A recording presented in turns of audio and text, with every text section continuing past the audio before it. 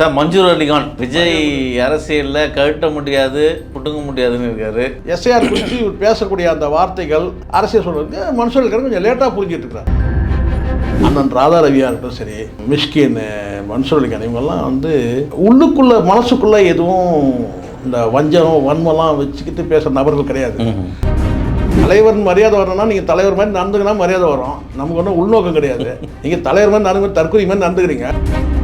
ரெண்டு கட்சியுமே பிஜேபியை ஆதரிக்குது. இது உண்மை. இது விஜயோட பேச்சில் நீங்கள் பார்த்தீங்கன்னா எஸ்ஐஆரை ப்ரமோட் பண்ணுறாரு. அவர் சொட்டன்றது எல்லாருக்கும் தெரியும். ஒரு விக்கு வச்சா கூட இதுதான் பர்மனண்டா, இதுதான் விக்கு. கேரவன்ல இருந்து மேடையில் பேசும்போது ஒரு விக்கு, அதுக்கப்புறம் கலவரம் ஆயிட்ட பிறகு வந்து பார்த்தீங்கன்னா அதுக்கு வந்து கண்ணீர் வடிச்சு துக்க செய்தி போறதுக்கு அப்போ ஒரு விக்கு, பொதுக்குழுக்கு ஒரு விக்கு, சார் செயற்குழுக்கு ஆர்ப்பாட்டத்துக்கு ஒரு விக்கு, மாநாட்டுக்கு ஒரு விக்கு.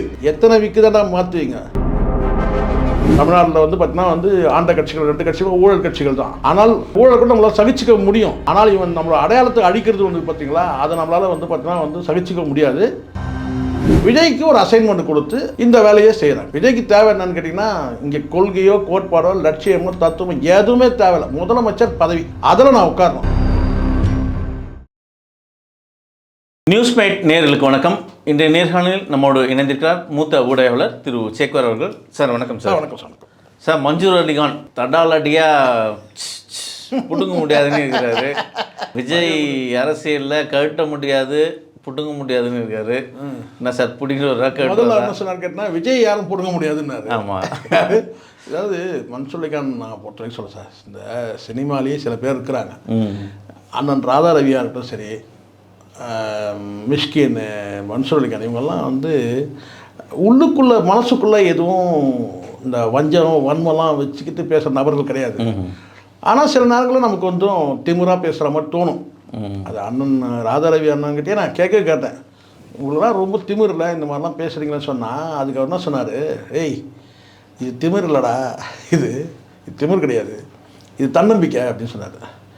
தன்னம்பிக்கை உள்ள மனிதர்கள் வந்து ரொம்ப குறைவானங்க சார். நம்ம நிறைய இருக்கிற மாதிரி தெரியும். இந்த மிகப்பெரிய ஜன சமூகத்தில் தன்னம்பிக்கை இந்த சொல்லுங்களேன், இந்த மற்ற சார்ந்து வாழக்கூடியவங்க, சுயமாக சிந்திக்காதவங்க தான் இந்த மக்கள் கூட்டத்தில் பெரும்பாலும் இருக்கிறாங்க. அந்த ஆட்டு மந்தம் மாட்டு மந்தம்னு நம்ம சிம்பு சொன்னார்ல, ஓகே, ஆட்டு மந்தம் மாட்டு மந்தம் மாதிரி அவன் பின்னாடியே போயிடாதீங்க அப்படி சொன்னார் இல்லையா. அதுதான் வந்து அஜித்தும் வந்து வேறு கோணத்தில் சொன்னார். அந்த மாதிரி வந்து இன்றைக்கி இல்லை, காலங்காலமாக நான் சொல்ல கேட்டனா வந்து என்ன எம்ஆர் ராதா என்ன சொன்னாரோ அதுதான் ராதா ரவியை சொல்கிறாரு. சரிங்களா? அதாவது கேட்டால் தன்னம்பிக்கையாக வந்து தன்னம்பிக்கையோடு வாழணுன்றது ஒரு வாழ்க்கையில் ஒரு கோட்பாடு. அது வந்து அதுக்கு பேர் நம்ம திமிருன்னு வச்சுக்கிறோம். அவன் மாதிரி எவ்வளோ திமிராக பேசுகிறான் அப்படி கிடையாது, தைரியமாக பேசுகிறான்னு சொல்கிறதுன்றது வேறு. அதை தாண்டி தைரியத்தோட அடுத்த நிலை தான் வந்து தன்னம்பிக்கை. அந்த தன்னம்பிக்கையோடு பேசும்போது தான் அது திமிராக வெளிப்படுறது. என்ன இருந்தாலும் அவனுக்கு எவ்வளோ திமிர், அவளுக்கு ரொம்ப திமிர் ஜாஸ்தி. ஒரு பெண் கூட கொஞ்சம் ரொம்ப போல்டாக பேசுகிறாங்கன்னு வச்சுக்கலாம், ரொம்ப தைரியமாக வந்து அந்த தைரியன்ற எல்லையை கடந்து பேசுகிறான்னு கேட்டினா அவள் திமிர் பிடிச்சோ அப்படி சொல்கிறாங்க இல்லையா. அதாவது தைரியத்தோட அடுத்த நிலை தான், முதிர்ச்சியான நிலை தான் வந்து தன்னம்பிக்கை. அந்த தன்னம்பிக்கை தான் நம்ம என்ன செய்யணும் கேட்டால் திமிருன்றதை பேசுவோம்.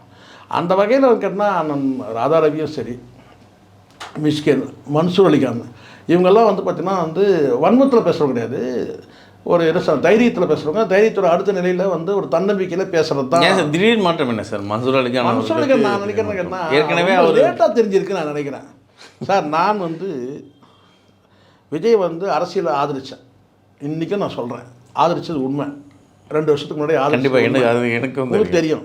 ஆதரிச்சு எதுக்குன்னு கேட்டிங்கன்னா, ஜெயலலிதா இல்லை, திமுக வலுவாக இருக்குது, அதிமுக சரியுது, அதிமுக பலவீனம் அடையுது. இந்த இடத்துல தேசிய கட்சி வந்து ஒன்று பிஜேபி வளரும் அல்லது காங்கிரஸ் வளரும், வேறு கட்சிகள் இல்லை. மற்றதெல்லாம் வந்து பார்த்தா அடையாளம் காணப்பட்ட கட்சிகளாக இருக்குது, சாதி கட்சிகளாக இருக்குது, உதிரி கட்சிகள் எல்லாமே வந்து ஏதாவது ஒரு பின்புலம் என்னென்னு கேட்டால் ஒன்று சாதி ரீதியாக அமைப்பு ரீதியாக வந்து இருக்குது. அப்போ இந்த இடத்துல கேட்டால் வந்து ஜெயலலிதா போல ஒரு மாஸ் லீடர் வந்து வரணும், அப்போ தான் தேசிய கட்சி வந்து வளராமல் இருக்கும்.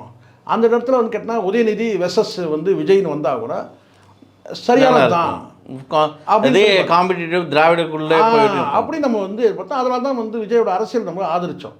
ஆனால் அந்த விஜய் ஆதரித்து பேசுகிற போது முதல்ல நான் தான் பேசுகிறேன். இவங்கெல்லாம் வந்து இப்போ தான் இந்த மீடியாவில் நிறைய பேர் பேசுகிறேன். நான் அரசியல் வந்து அரசியல் புரசலாக வருவாருன்ற தகவல் வரும்போதே அப்போ நம்ம வந்து அது சில பேர் என்கிட்ட கூட கேட்டாங்க, கேஸ்ட் ரீதியாக கூட கேட்டாங்க, சார் விஜயோட கேஸ்ட் நீங்கள் அப்படின்னு சொல்லி சொன்னாங்க. கொஞ்ச நாள் திமுக கொஞ்சம் வந்து பார்த்தீங்கன்னா சில விஷயங்கள் அந்த ஆட்சிக்கு வந்து கேட்டினா ஆதரவாக நம்ம பேசும்போது கேட்டினா நீங்கள் வந்து சபரீசன் கேஸ்ட்டு, நீங்கள் வந்து விஜயோட கேஸ்ட்டு, இப்படி கேஸ்ட் வச்சுருந்தேன். டேய் நான் சாதிக்கெல்லாம் அப்பாற்பட்டவன், என் வரலாறு என்ன கொஞ்சம் தோண்டி பார்த்தீங்கன்னா தெரியும், நீங்கள் மேலோட்ட பார்த்தாலே தெரியும், இல்லை நீங்கள் கொஞ்சம் டீப்பாக கூட தோண்டி பாருங்கள், நான் சாதிகளுக்கும் மதங்களுக்கும் அப்பாற்பட்டவன் அப்படின்றத நான் ஃப்ரேம் பண்ணியிருக்கேன். ஆனால் இப்படி ஒரு முத்திரை வந்து குத்தத்துக்கு ட்ரை பண்ணானுங்கண்ணா. இப்போ நான் என்ன சொல்கிறேன்னு கேட்டிங்கன்னா வந்து விஜய் ஆதரிச்சதுன்னு கேட்டால் தேசிய கட்சிகள் இங்கே வந்து வரணும். ஏன்னா பல தியாகங்களுக்கு பிறகு தான் இங்கே தேசிய கட்சிகள் வந்து பார்த்திங்கன்னா இங்கே வந்து சமாதி கட்டி திராவிட கட்சிகள் வந்து இங்கே ஆண்டுட்டு வருது. ஒருவேளை வந்து பார்த்திங்கன்னா வந்து இங்கே இல்லைன்னா அடுத்தது யாருன்னு கேட்டினா வந்து தமிழ் தேசியத்தை கூட வரலாம்.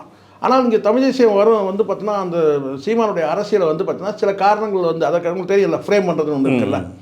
ஸோ இந்த டீமு அந்த டீமு பி டீமு அந்த டீம்னு சொல்லிட்டு வந்து ஃப்ரேம் பண்ணுறது ஒன்று இருக்குது. இங்கே வந்து திராவிட அரசியலை முற்றிலுமாக புறந்தள்ளி தமிழ் தேசியம் மட்டுமே இங்கே வந்து ஆட்சி அமைக்கணும்னா அதுக்கு நீண்ட காலம் வந்து அதுக்கு அவகாசம் தேவை. அதுக்குள்ளே இங்கே வந்து பார்த்திங்கன்னா வந்து மேல் குடியேற்றம் ஒன்று இருக்குல்ல, வட இந்திய வருகைன்னு ஒன்று இருக்குல்ல, அதை வந்து தடுக்க முடியாது. இப்போ கிட்டத்தட்ட 1.5 லட்சம் பேர் வந்துட்டான். இன்றைக்கி தமிழ்நாட்டில் 10 கோடி பேரில் வந்து பார்த்தீங்கன்னா 8.5 கோடி பேர் வந்திருக்காங்கன்னா 1.5 கோடி பேர் வந்து வடமாநிலத்தில். அப்போது தமிழ் தேசியன்றது வந்து பார்த்தீங்கன்னா வந்து இங்கே திராவிடத்துலேருந்து பிரிஞ்சு பிளவுபட்டால் அது யாருக்கு கொண்டாட்டம்னு கேட்டிங்கன்னா தேசிய கட்சியில் கொண்டாட்டம்.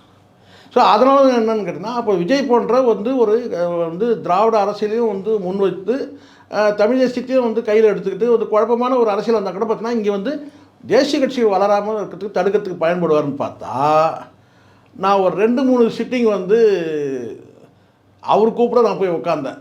யார்? ஜான் ஆரோக்கியன். அவர் 2-3 அந்த சிட்டிங்கில் உட்காரும் போதே என்னால் அண்டர்ஸ்டாண்ட் பண்ண முடியுது வந்து கேட்டால் விஜய் வந்து பாஜகவோட இன்னொரு முகமூடி, இதுக்கு பாஜக வந்துட்டு போயிடலாமே அப்படின்றது எனக்கு தெளிவாயிடுச்சு. 3 சிட்டிங்கில் தான் வந்து 6 சிட்டிங் இருக்குது. ஒரு 50 தடவை ஃபோனில் பேசியிருப்பேன். ஆனால் அதில் வந்து பார்த்திங்கன்னா எனக்கு வந்து ஆரம்பமே எனக்கு வந்து தெரிஞ்சிடுச்சு. இப்போ நான் வந்து ஒரு கொள்கை அடிப்படையில் எனக்குன்னு கேட்டால் இந்த ரைட் விங்கை நான் ஆதரிக்கவே மாட்டேன் எந்த சூழல் நான் வெளிப்படையாக சொல்லியிருக்கிறேன். எனக்கு வீடியோ நீங்கள் பாருங்கள், பார்க்காம போங்க. ஏன்னா என்னால் வந்து என்னுடைய வந்து கலாச்சாரம் பண்பாட்டை மொழியை விட்டுட்டு எனக்கு வந்து பார்த்தீங்கன்னா வந்து பயணிக்க என்னால் முடியாது. காலையில் நீங்கள் வந்து நான் இட்லி தோசை சாப்பிட்டு பழகினேன். நீங்கள் காலையில் இருக்கின்ற பாவு பச்சியும் இல்லை வந்து பானிபூரி பேல்பூரி கொடுத்தா என்னால் முடியாது. இப்படி நான் சொல்கிறது இங்கே வந்து பார்த்தீங்கன்னா அம்மா அப்பான்னு சொல்லி வளர்ந்துருக்கணும். நீ கேஜி பிஜின்னு சொல்லிட்டு நம்ம அதெல்லாம் பேச முடியாது இங்கே எல்லாம். ஏன்னா அந்தளவுக்கு வந்து நம்ம அடையாளத்தை நம்ம இழப்போன்ற மாதிரி இருக்குது. பிஜேபிக்கு ஆட்சி வந்தால் முதல்ல நம்ம செய்யக்கூடியதுன்னு கேட்டால் நம்ம அடையாளத்தை இழந்துருவோம். நம்ம அடையாளத்தை விட்டுட்டு நம்ம வந்து பார்த்தீங்கன்னா வந்து வாழ முடியாது. ஏன்னா நான் பல வட மாநிலங்களில் நான் பயணிச்சிருக்கிறேன். அங்கே உள்ள முற்றிலும் அந்த கலாச்சாரம் வந்து பார்த்தீங்கன்னா இங்கே இம்ப்ளிமெண்ட் ஆகிறத நான் பார்க்குறேன்.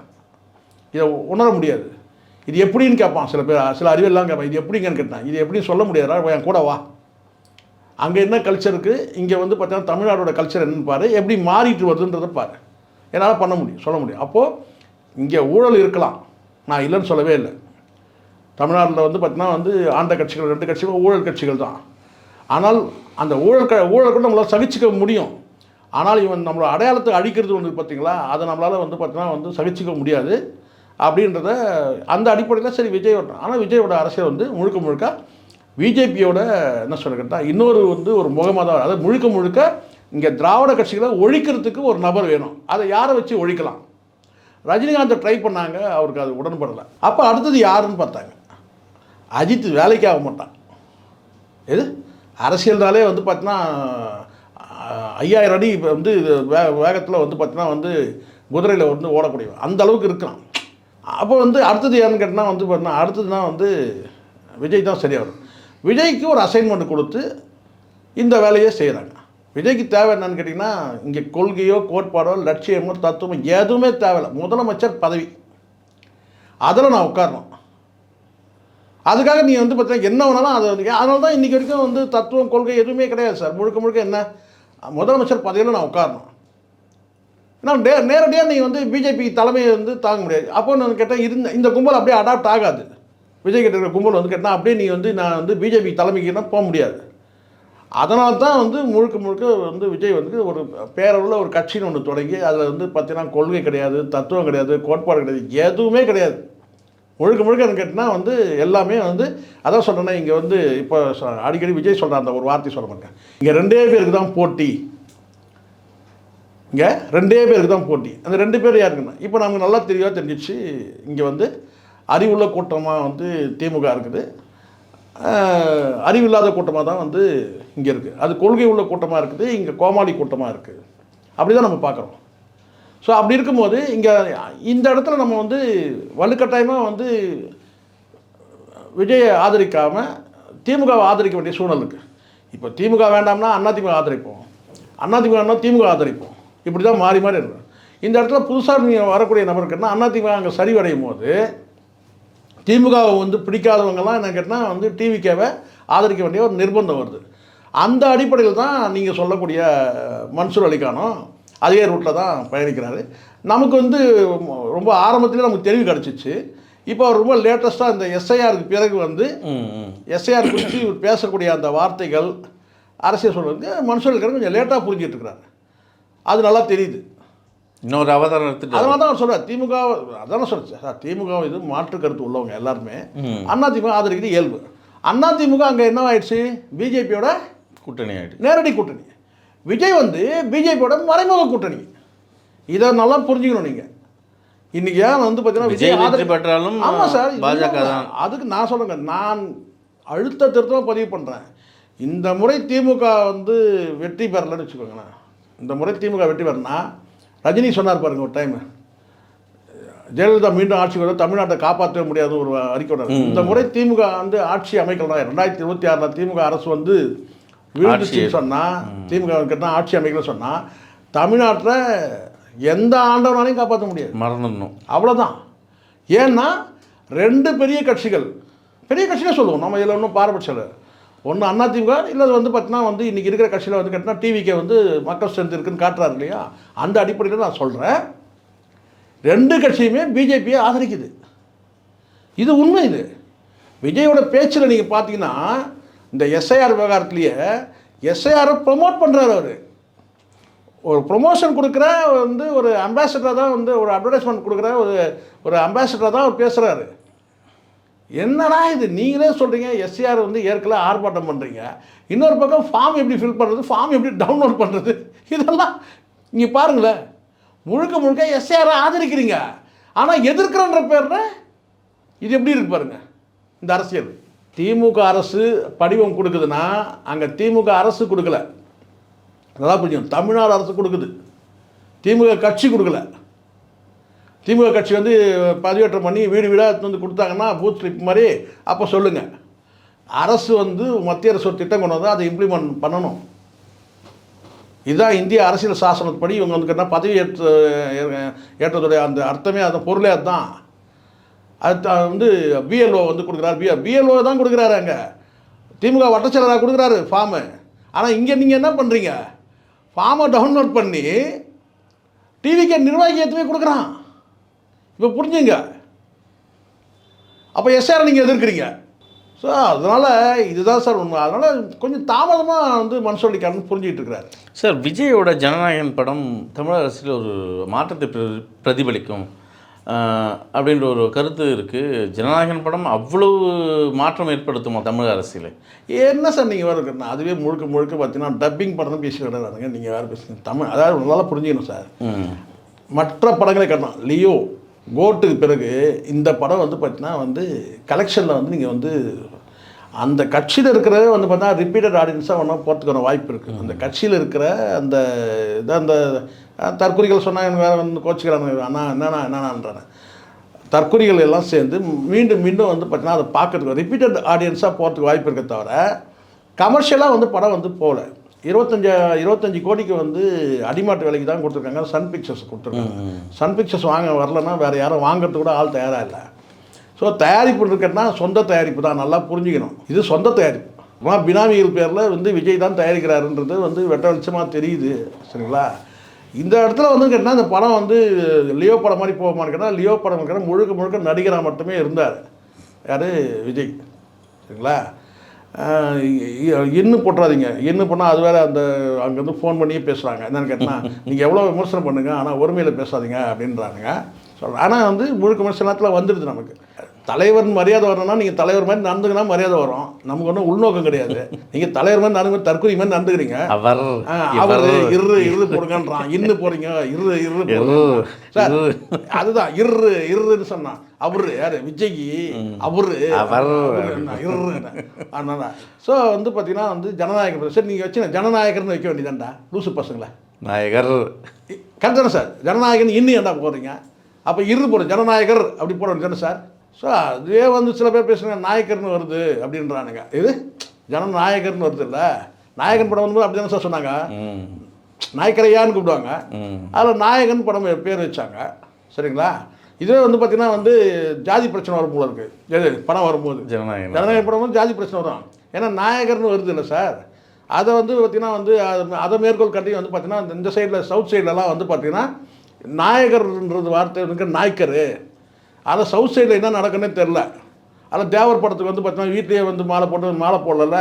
அதில் ஜாதி பிரச்சனை வரும் மாட்டுது ஜனநாயகம். இதுதான் கூடுதல் தகவல் உங்களுக்கு. சரிங்களா? டப்பிங் சார் அது பகவான் கேசரின்னு ஒரு படம் சார், உங்களுக்கு தெரியுமே? பகவான் கேசரி.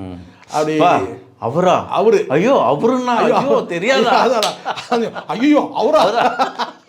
ஐயோ அவரா?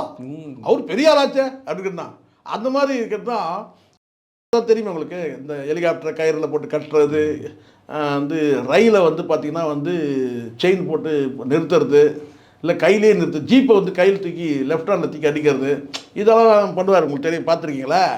ஸோ வந்து அந்த பகவான் கேசரி அதில் ஒரு கொடுமையான விஷயம் என்ன தெரியுங்களா? பகவான் கேசரியை வந்து இவர் டப்பிங் எடுத்துருக்கிறாரு. என்னன்னு கேட்டிங்கன்னா அதில் பெண்கள் குறித்து பயங்கரமான வசனத்தெல்லாம் பேசுவார். யார் sir? Good touch bad touch பற்றி. யார்? பாலையா. அவரு யாரு சார்? அவரு சொல்லுங்க. அவரு யாரு?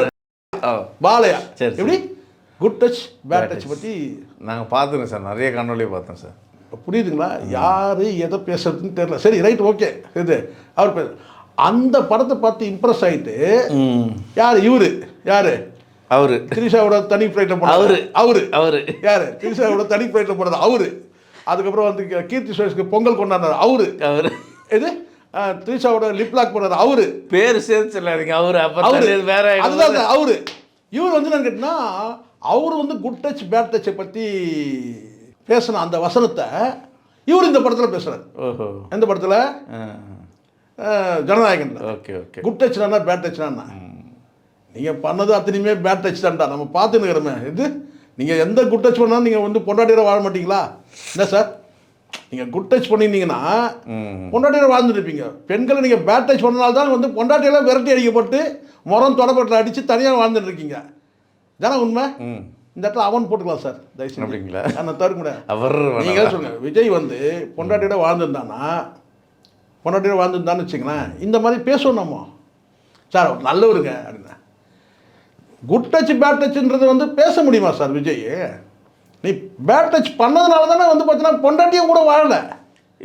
உண்மை. ஜனநாயகனில் சரி, ஜனநாயகன் சொல்லலாமா சார்? ஜனநாயகர்னு சொல்லாதீங்க, ஜனநாயகன்னு சொல்லுங்க. அவனால பேச நம்ம நம்ம இல்லை, வேறு வழி இல்லாமல் பேசுவோம் சார்.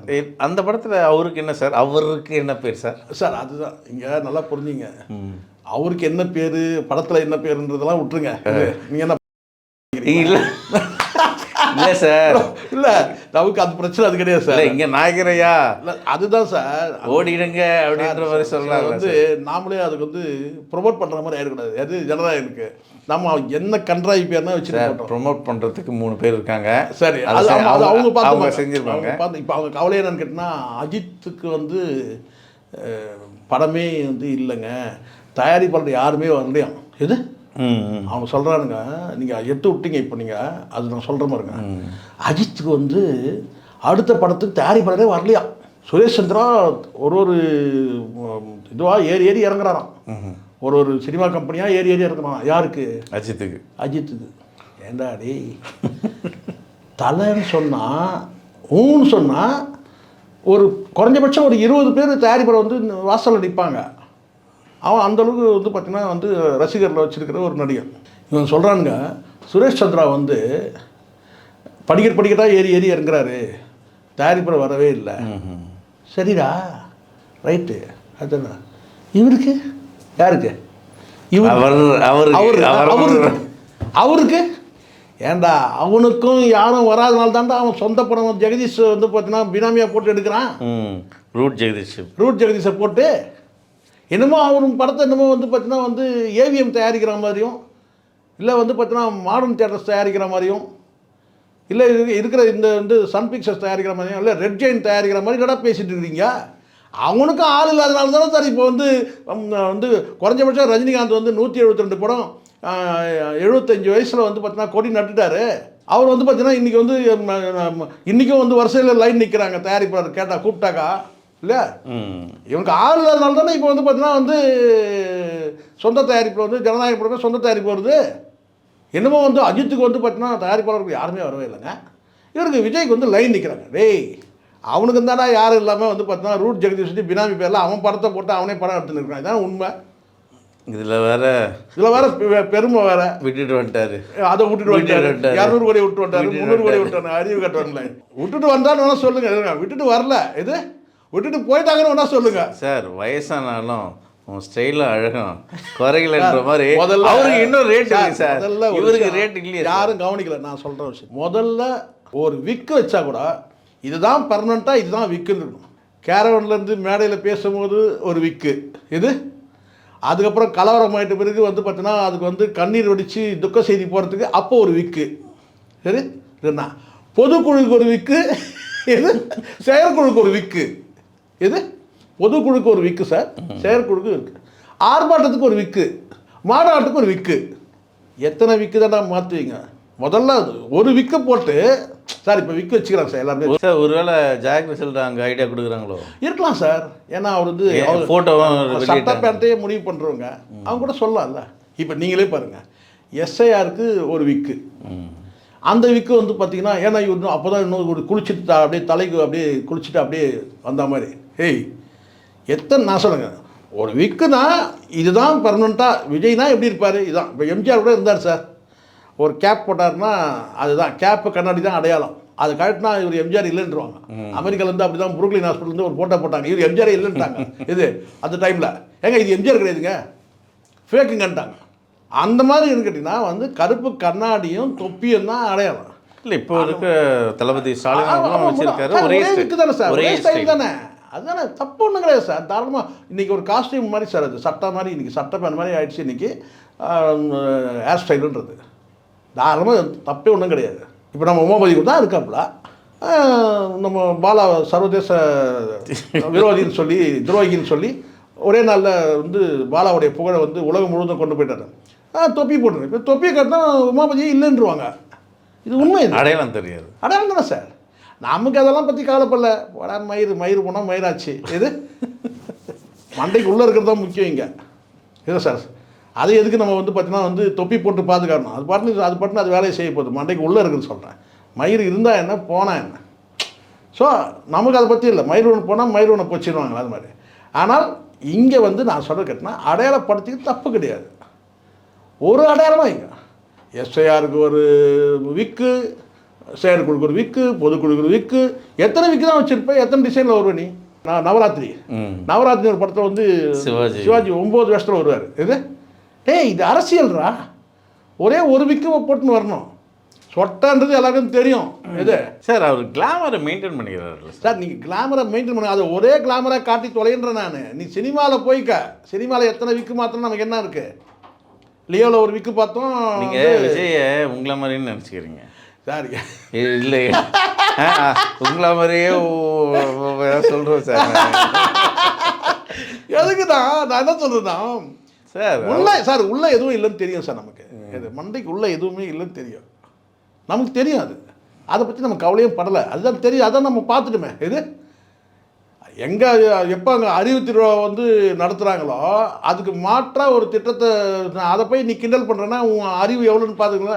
அறிவு திருவிழா நடத்துனா நீயே நடத்தணும்னு சொன்ன. எது நீயே நடத்து. தற்கொலை அதான் நீ சொல்லு. தற்கொலை திருவிழான்னு ஒன்று நடத்து. நான் தான் சொல்கிறேன். அது அறிவுள்ள கூட்டம், நீ அறிவு கட்ட கூட்டம், அது கொள்கை கூட்டம், இது கோமாளி கூட்டம். இல்லை இப்படி நிறைய நம்ம சொல்லிகிட்டே போக முடியும், அடுக்க முடியும்.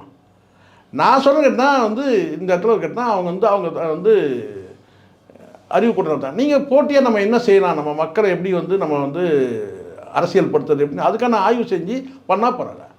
நீ என்ன செய்கிறன்னு கேட்டால் இப்போதைக்கு விழிப்புணர்வு விர்ச்சுவல் வாரியர்ஸ் நீங்கள் எல்லாம் வந்து இந்த எஸ்ஐஆர் வந்து ஒரு பக்கம் ஆர்ப்பாட்டம் நடத்துங்க, இன்னொரு பக்கம் அதை டவுன்லோட் பண்ணி எப்படி வந்து அதை வந்து ஃபில் பண்ணுறதுன்றதை காட்டணும்னு நினைக்கிறீங்க. இப்போ புரியுதுங்களா? ஒரு அவன் வந்து பகவான் கேசரின்னு அவன் எடுத்து ஏதோ வந்து குட் டச் பேட் டச்சுன்னு பேசினா அதை வந்து இதில் வந்து பேசணும்னு நினைக்கிறேன். நீங்கள் ஒன்றா பாருங்கள், படம் வந்ததுன்னா இந்த சைடில் இருக்க டிஎம்கேல இருக்கிற சோல்ஜர்ஸ் எல்லாம் இந்த மீடியா சோல்ஜர்ஸ் எல்லாம் வந்து மீம்ஸுக்கு ரெடியாக இருக்கிறாங்க. ஏன் சார் பாலையா படம் போலவே இருக்கும் சார்? நீங்கள் ரெண்டாவது பாலையா விஜய்ன்னு சொல்கிறீங்க போல சார். கிட்டத்தட்ட அப்படி தான் சார். ஜூனியர் பாலையா தான் சார் இது. ஜூனியர் பாலையான்னு ஒருத்தர் இருந்தார் தெரியுமா உங்களுக்கு? பாலையான்னு ஒரு பழைய நடிகர் ஒருத்தர் இருந்தார். ஆமாம், நம்ம தமிழ் நடிகர். ஆமாம். அவருக்கு போன பிறகு ஜூனியர் பாலையான்னு அவங்க மகன் கூட இருந்தால் அவருக்கு சமீபத்தில் இல்லைன்னு நினைக்கிறேன். அவர் ஒரு நடிகராக இருந்தார். இவர் வந்து கிட்டத்தட்ட வந்து ஒரு ஜூனியர் பாலையா தான். அடுத்த பேர் விஜய்க்கு பேரே வந்து கேட்டால் ஜூனியர் பாலையா. ஏன்னா பகவான் கேசரியில் அவர் என்னெல்லாம் சேட்டை பண்ணாரோ அந்த சேட்டையெல்லாம் அப்படியே பண்ணுறீங்க. மனசாட்சி வேணாம் சார். அவர் தான் பேசுகிறாரு கேட்டால் குட் டச் பேட் டச் பற்றி பேசுகிறாருன்னா நீ பேசலாமான்னு கேட்குறேன். நான் விஜய் பேச முடியுமா? உனக்கு தகுதி இருக்கா? அதை பார்த்து சிரிப்பாங்க. யார் சிரிக்கிறாங்களோ இல்லையோன்னு கேட்டால் வந்து இவர் கூட தண்ணி ஃப்ளைட்டில் பறந்தாங்களா அவங்க பொங்கல் விழா கொண்டாடுறவங்களாம் வந்து பார்த்தீங்கன்னா வந்து பூனைக்கு ஆமாம் பர்த்டேக்கு போனோம். ஆமாம், அது வந்து பார்த்தீங்கன்னா பூனைக்குட்டியா சார்? நாய்க்குட்டி. ஸோ நாய்க்குட்டி வந்து குடியரசு அந்த பர்த்டே கொண்டாடின அந்த நடிகை இவங்கெல்லாம் சேர்ந்து கேட்டால் இது விஜய் இந்த வசனம் பேசும்போது சிரிப்பாங்க. அப்படியே இன்னொரு பொண்ணு சிரிக்கும். இது எனக்கு வந்து எங்கள் வீட்டுக்காரங்களுக்கு வந்து விஜய் தான் பிடிக்குண்ணா. அவங்கெல்லாம் என்ன செய்வாங்க? குட் டச் பேட் டச் யார் பேசணும் ஒரு வரம்பு வேணாமான்னு கேட்குறேன். நம்ம வந்து அதுக்கெல்லாம் லாய்க்கு இல்லை சார். அதுதான் சொன்னேன் சார். அதான் நீங்கள் சொன்னீங்க. அதான் நீங்கள் சொல்லிடுங்க. எதுக்கு அவங்க வேறு வந்து ஆடியன்ஸ் யோசிக்க கேட்டால் நீ அதுக்கு சரிப்பட்டு வரமாட்டேன், நான் அதுக்கு சரிப்பட்டு வரமாட்டேன் அப்படின்னு சொல்கிறீங்க நீங்கள். என்ன விஜய் சரிப்பட்டு வர்றாரு. என்ன நம்ம வீட்டில் வந்து சார் ஒன்றும் இல்லை, பைக்கில் பின்னாடி உட்கார தனி ஃப்ளைட்லாம் எங்கே சார்? பைக்கில் லிஃப்ட்டு கொடுத்தாலே முறம் தொடப்பட்டையெல்லாம் அடிப்பாங்களோன்ற பயம் உள்ளுக்குள்ளே இருக்குது.